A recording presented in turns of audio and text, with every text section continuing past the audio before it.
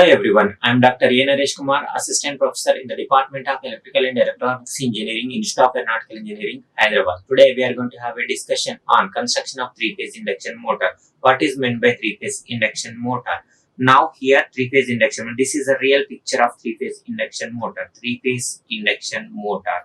Now here the induction motor. Induction motor, what is the difference between DC motor and induction? If you give the AC supplies are two types, AC and DC. If you give AC supply to this, DC supply to this, that is DC motor. If you give AC supply to this motor, that is induction motor, same, which converts from mechanical energy, which converts from electrical energy to the mechanical energy, is known as the motor. So if supply is DC, that is DC motor. If supply is AC, alternating current supplies, that is induction motor. Now if you see the definition for this, induction motor is an asynchronous AC electric motor. AC electric motor means that is fine, okay, but what is meant by asynchronous? If synchronous, it should not be, running speed should not be equal to synchronous speed. Synchronous speed equals to 120 F by P. 120 F by P here. So it should not be, running speed should not be, running speed should not be synchronous speed. So it is a asynchronous AC electric motor which converts from electrical energy to the mechanical energy. That electrical energy, that must be AC, alternating current supply, and output is mechanical energy at the shaft. At the shaft we will get the mechanical energy. Induction motor, it is the input is AC electrical energy and output is mechanical energy at the shaft. Now here advantages. What are the advantages? Advantages of three-phase induction motor. So first advantage is it is a simple and rugged construction, and next one, it requires less maintenance and less cost, less expensive. Maintenance of this induction motor is very less, and it has a high efficiency, means losses are very less, and good power factor. Next, it is less expensive, cost is very less. Next, and self-starting torque. It does not require any additional device to start this induction motor. Three-phase induction motor means it is a self-starting device. But in case of three-phase synchronous motors, it requires one additional device to start the synchronous motor. But here synchronous induction motor, three-phase induction motor, does not require any additional device to start, because that is the reason we will call this this induction self-starting device, three-phase induction motor.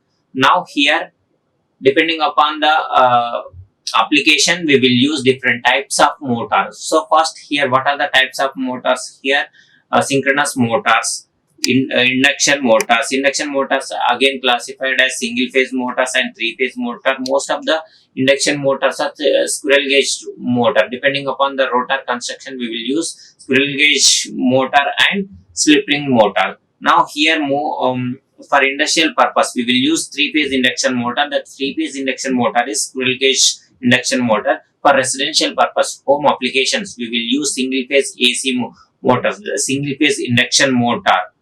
Now here home applications, for residential applications we will use single phase. And next, automotive purpose, we will use 12 volts DC motors, and for toys we will use, so 12 volts DC motor, that may be sometimes field excitation, field magnets are electromagnets, but permanent magnets may use. The such type of motors are small DC motors. So small DC motors are used in the toys. And next, agricultural pumps. Agricultural pumps we will use induction motor, three-phase induction motor. For home residential pumps, means that such type of, we will use single phase AC induction motor.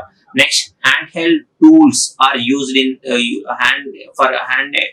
handheld tools applications. We will use universal motors and timings, synchronous motors. What is meant by synchronous motor? It is a three-phase induction motor. Three-phase induction supplies three-phase induction motor, but that running speed is a synchronous speed. Speed is constant. So NR must be constant, that is synchronous mode, which converts from electrical energy, that electrical energy is three-phase supply, and speed is constant, that's constant speed equals to ns equals to 120 f by p, is f is the frequency and p is number of poles. And stepper motors means that stepper motors are used in the printers, so that is positioning purpose. And next, synchronous motors are again used in the power factor connection. For lagging load condition, we will use to increase the power factor, so we will use synchronous motors. These are the some applications of different types of motors. Now here, three-phase induction motor. So now here, three-phase induction motor, it consists of two parts, stator and rotor. This is stator part, this is stator part, and this is the rotor part. Rotor is inside the stator, rotor rotates, and stator is stationary. Stator is a part so which consists of three-phase winding, so which are stationary. Stator is a stationary part. It carries the three-phase winding, so that part is known as stator. So as the name suggests, stator is a stationary part, and three-phase supply is given to the stator of the induction motor. So now you can give the three-phase supply RYB supply. We can give three-phase winding of the three-phase induction motor. Next, what about the rotor? Rotor is the part which rotates and connected to the mechanical load through the shaft. So now this is the shaft, and here you can give the mechanical load, and rotates in the stator connected to the, now the part which rotates connected to the mechanical load through the shaft is called rotor. So electromechanical energy conversion takes place in the rotor part. So now here it converts from electrical energy to the mechanical energy. This electrical energy to the mechanical energy. We are giving electrical energy to the stator, and this electrical energy is converted into the mechanical energy through the shaft to the mechanical energy. Now electromechanical energy takes place in the rotor part. So now that part is known as rotor. So the conversion of electromechanical energy takes place in the rotor, and it drives the driving torque. So torque will be generated in the on the shaft. So it drives the driving torque and rotates. This rotor rotates. Now here, next, what are the parts? First, in the stator, again different types of parts: stator frame, stator core, stator winding. So these are three parts. So these are stator parts. And next, squirrel cage rotor. Next, slip ring rotor. Next, cooling, terminal box, bearings, and shaft. So these are the rotor parts. So next, slip ring rotor, and two types of rotors here. We can use any type depending upon the rotor construction. So induction motors are also classified into two types: slip ring induction slip ring induction motor, and squirrel cage induction motor. If we use this one, that is slip ring squirrel cage induction motor. If it is used this one, that is slip ring induction motor. Now, stator frame. What do you mean by stator frame? Stator is the outer frame, so it protects the entire machine, inner parts. So see the parts here. So now it is the outer part of the three-phase induction motor. It is the outer part of the three-phase induction motor. Outer part of the three-phase induction motor. Now, the main function of this stator frame is to support the stator core and field winding. Field winding is three-phase winding. Here, three-phase winding. If we are giving electrical supply to the three-phase induction motor, so RYB supply we are giving. So it supports for the stator core and field winding. Stator core is also one of the part. Next, I will explain. It acts as a protective cover for the entire machine. It provides a mechanical support. It provides a protection and mechanical strength to all inner parts of the induction motor. What are the inner parts in this? Now here, stator core, field winding. So these are the inner. So it acts as a protective cover So it provides the protection and mechanical strength to the inner part of the induction motor. Next, the frame, it is what is the material we are using here? So die cast and fabricated steel, or anyone we are using. Now here for cast material or steel material we are using for stator frame construction. Next, the frame of the three-phase induction should be. So what are the properties? That material property should be strong and rugged, and as the length of air gap length of this induction motor is very small. Now, otherwise, rotor will not remain concentric with a stator, which will give rise to the unbalanced magnetic pull. Next, stator core. So, next part is stator frame over stator core. Stator core, this is the real picture of stator core. So, now this is laminated. So, it is a circular plate. So different types of number of circular plates connected together. So it is a cylindrical shape, hollow shape, cylindrical. Okay, this is stator core. So this is stator core. Stator core circular plates. Now here, so first one, the main function of stator core, it carries the alternating flux, AC flux. It carries the flux, magnetic flux, in order to reduce the eddy current losses. Stator core is laminated. So we know this laminated construction. Already we discussed about lamination. So different plates, circular plates frames the cylindrical core. So that is stator core. So why we are using a laminated? To reduce the eddy current losses. Now here, stator lamination types structure is made up of stamping. It is about this length. This thickness is 0.4 to 0.5.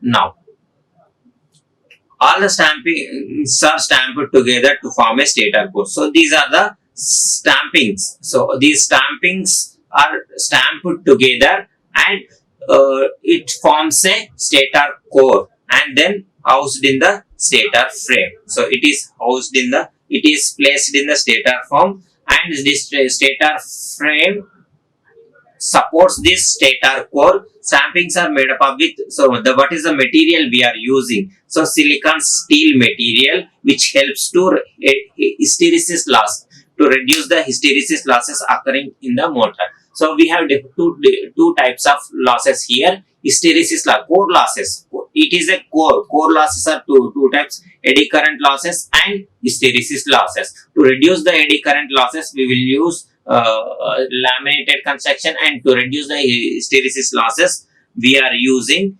silicon steel material. Next, stator winding. So stator winding, that means field winding, that is three-phase winding. Three-phase supply we are giving. So this winding, so this is the winding.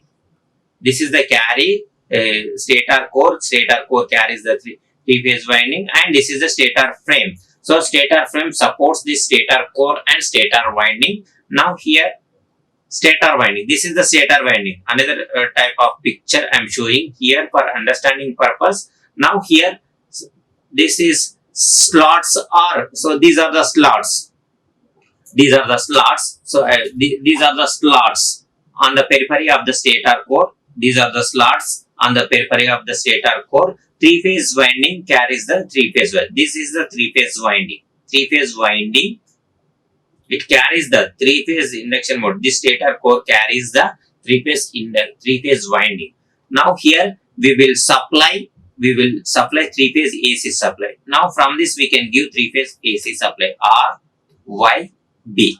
Now next, three-phase windings are connected together in star connection. So these are connected in star connection. I will explain this star connection, how it has connected in star. That I will explain either in star or delta, depending upon the type of starting method we use. Now we start this squirrel cage motor smoothly with star delta starter. So next, hence the starter of the squirrel cage induction motor is delta. So that I will explain. We start this slip.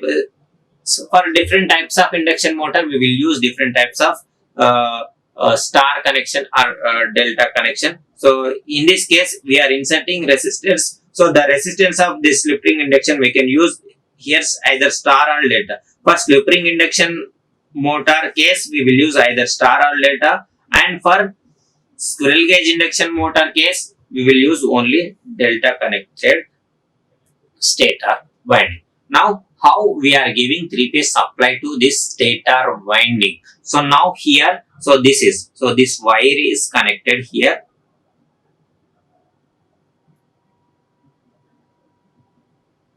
This one, and this one.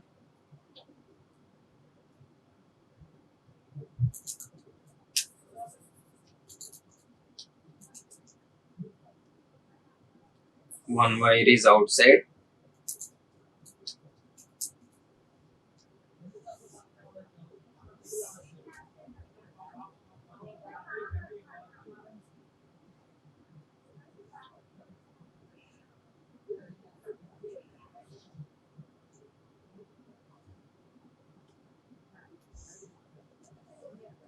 This is the three-phase winding connection, star connection. The windings are wound on the three-phase stator of the three-phase winding motor is called field winding. So next, when the winding is excited by RYB supply, three-phase AC supply, it produces the rotating magnetic field. Next, there are two types of rotor part. The rotor means what is meant by rotor. So electromechanical energy takes place in the rotor part. So depending upon the rotor, there are two types of rotor: squirrel gauge rotor, and next is slip ring induction motor. Squirrel gauge rotor. So first, this is a squirrel cage rotor. Rotor construction, it looks like this. So it is a cage type, squirrel cage type. Now here, if you see the it works on the principle of magnetic induction. So it consists of rotor and stator, and other parts are bearings and cylindrical laminated core and shaft. So it is not required. Now the function of bearings is to reduce the friction. It is not.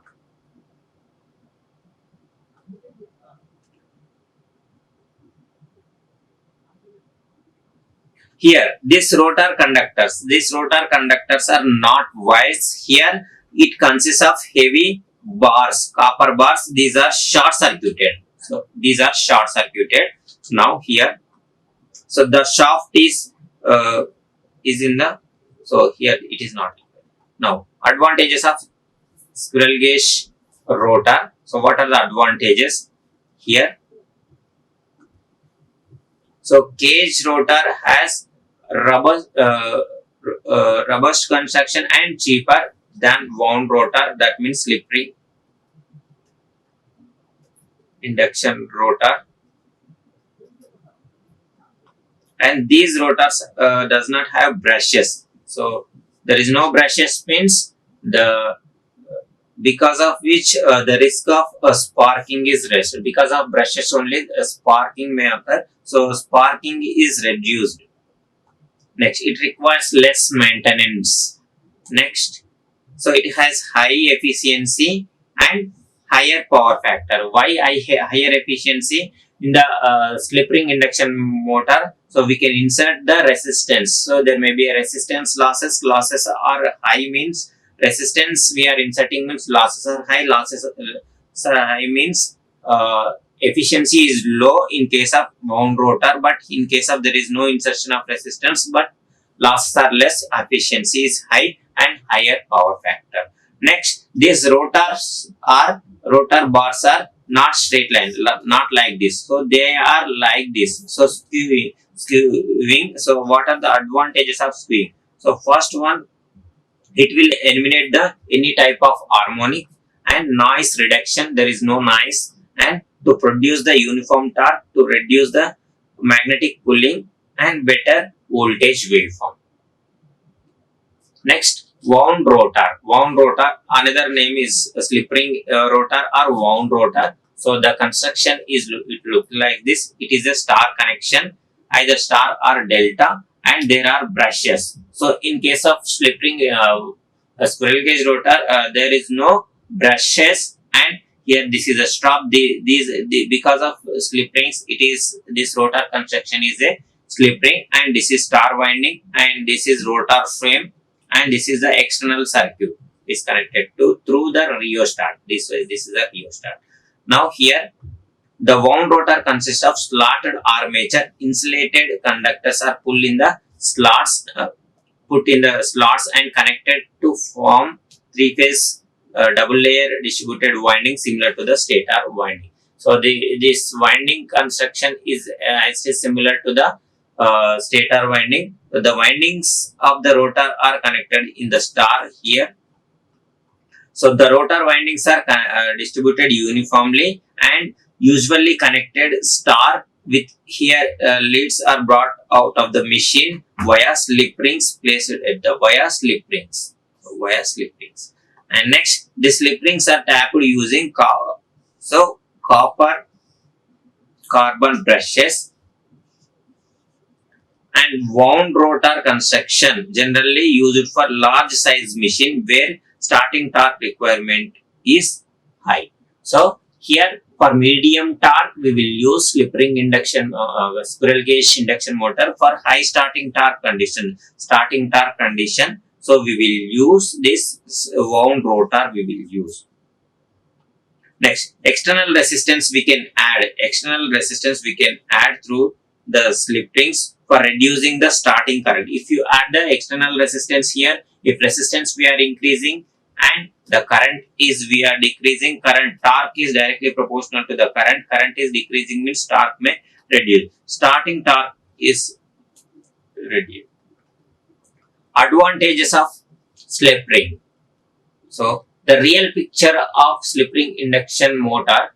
So now here it looks like this. This is three-phase supply. This is so wound rotor have high starting torque, lower starting current.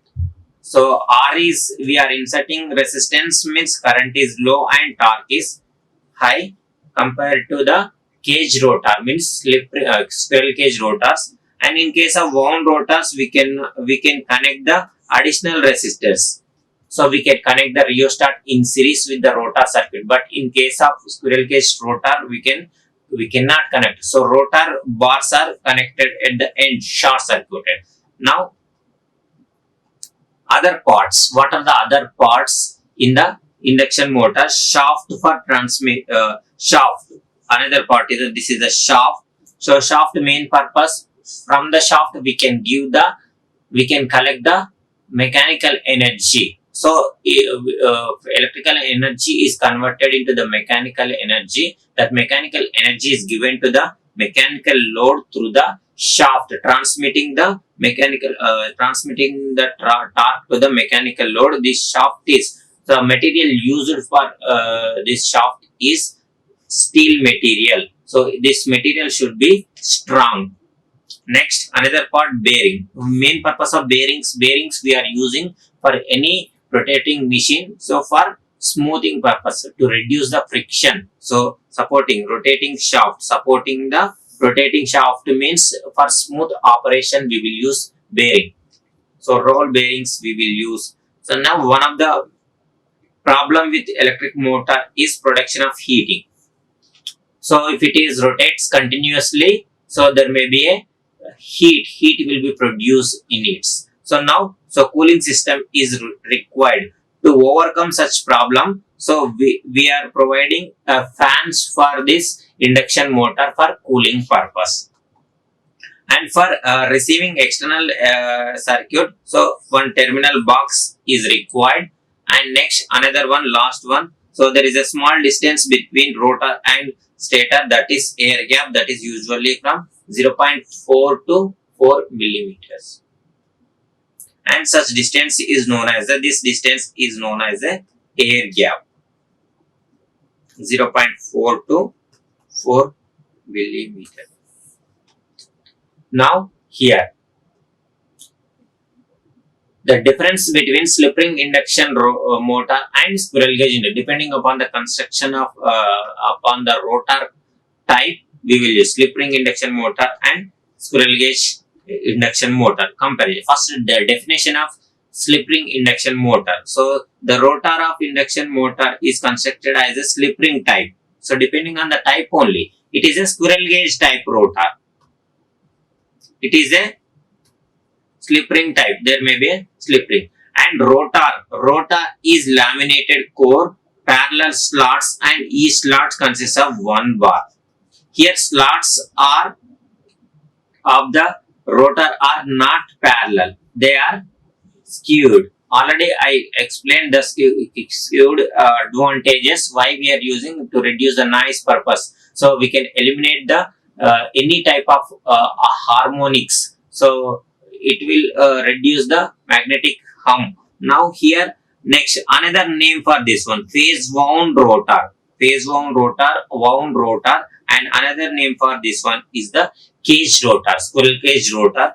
And construction is complicated because there may be a brushes and there is no brushes, but it is a simple construction, regular construction, and the resistance we can add to this rotor construction through this via external circuit we can add. But here rotor bars are permanently short circuit, we cannot insert the external resistance in the rotor, so there is no external. So here we are adding the resistance, means rotor resistance we can use, the rotor resistance starter can be used. Here we are using, but here there are different types of starters. Rotor resistance type of rotor cannot be applicable for squirrel cage rotor because we cannot add the external resistance to this rotor circuit because rotor bars are permanently short circuited. This point is most important. Rotor resistance starter cannot be used in the squirrel cage induction motor, and brushes are absent, means brushes are absent and here brushes are present. Because of this brushes are present, this construction is complicated. Because of this brushes are absent, this construction is very simple. And next, maintenance. So frequent maintenance is required brushes and less maintenance is required, and copper losses are high because resistance we can insert. Here copper losses are I square R losses and I square R losses. We are increasing the resistance, and if losses are high means efficiency is low, and efficiency, so output by input, efficiency equals to output by input, and input equals to output plus losses. If losses are high means efficiency is low, if losses are low means efficiency is high. And speed control is possible and speed control is not possible. And here why? Because speed control is not possible because we cannot insert the external resistance in the rotor circuit, but here we can insert in the external resistance in the rotor circuit. So speed control is possible and speed control is not possible. So power factor is low and power factor is high, cost is very high and it is very cheap, and starting current is low and starting current is, here resistance is high means current is low, and is current resistance is low means current is high. 95% of the induction motors are squirrel cage motors and 5% of induction motors are slip ring induction motor. For high starting torque, we will use this slip ring induction motor. For medium starting torque, we will use this slip ring induction motor. And what are the applications? So we are in the hoist, so and cranes, elevators. So for high starting torque, we will, because of this high starting torque, so we will use this induction motor, slip ring induction motor in these applications. And for lathe machines, fans, blower, and crafting machines, printing machines, because of medium starting torque, we will use. I hope all these concepts are clear to you. If you still have any doubts in this lecture, you can comment in the comment section below. I will answer to you your queries. Thank you. Thank you very much to you all. Like, share and subscribe. Hit the bell icon for more updates.